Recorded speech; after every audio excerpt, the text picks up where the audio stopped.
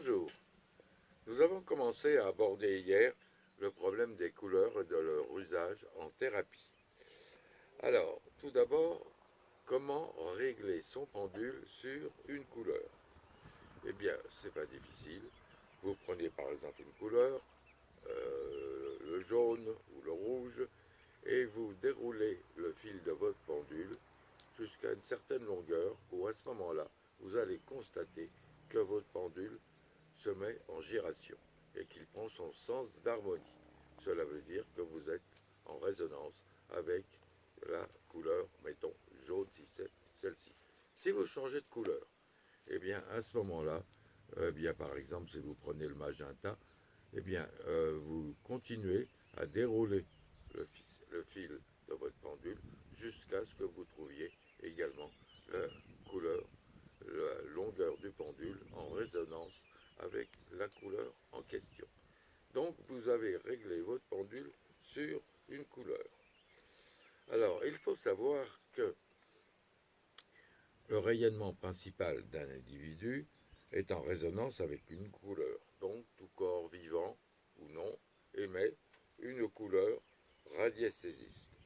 Évidemment, cette couleur radiesthésiste n'a rien à voir avec la couleur visuelle que vous observez. Ainsi, un sapin vert n'aura pas une couleur forcément verte, évidemment.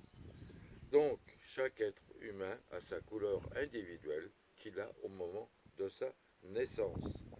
C'est la couleur de naissance. Cette couleur individuelle peut changer au cours de la vie en cas de pathologie. Mais chaque organe a également ses couleurs de santé. Chaque organe a une couleur de santé qui est la même pour tous les individus. Par exemple, le jaune or, c'était à la rate, le noir, c'était la thyroïde, le bleu, le surrénal, mais ces données ont été communiquées par des chercheurs il y a une cinquantaine d'années. Or, de nos jours, compte tenu du changement vibratoire actuel sur la planète, il est évident que ces données ne sont sûrement plus exactes et qu'il faut donc les remettre à jour, jour par jour. Donc, on va déterminer d'abord la couleur individuelle d'un individu et également la couleur des organes. Alors, la couleur des organes, c'est très simple. Lorsque vous prenez une planche anatomique, cela vous donne la couleur de l'organe sain. Et lorsque vous testez sur votre patient les organes en question, eh bien, si l'organe est malade, eh bien, vous n'aurez pas la bonne couleur de l'organe sain. Vous aurez une autre couleur. Et ça, votre pendule va l'indiquer par son sens d'harmonie. Alors, bien sûr, les couleurs sont réparties sur l'ensemble du corps. Le rouge, par exemple, c'est pour les parties inférieures du corps et la zone génitale. L'orange, c'est pour votre bas-ventre. Le jaune, c'est pour l'ombilic et votre diaphragme. Le vert, c'est le cœur et les poumons. Le bleu, la gorge et le bas de la tête. Et le violet, bien sûr, ce sera le sommet du crâne.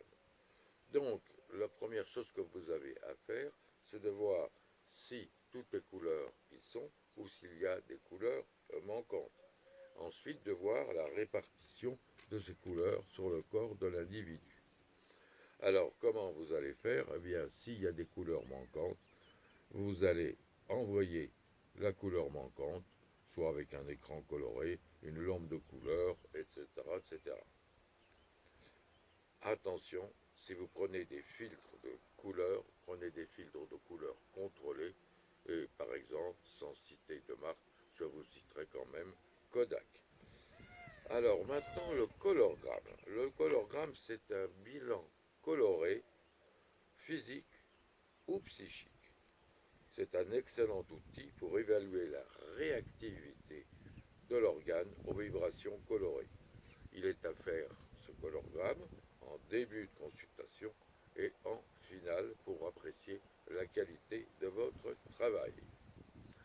Alors bien sûr maintenant, quels sont les outils que vous allez utiliser pour faire la thérapie par les couleurs? Vous pouvez utiliser de la soie colorée. à condition que les couleurs soient naturelles. N'allez pas prendre une soie colorée qui, par exemple, si vous avez un, un vêtement en jaune, par exemple, et qui, en véritable couleur, va vous donner du rouge ou du violet.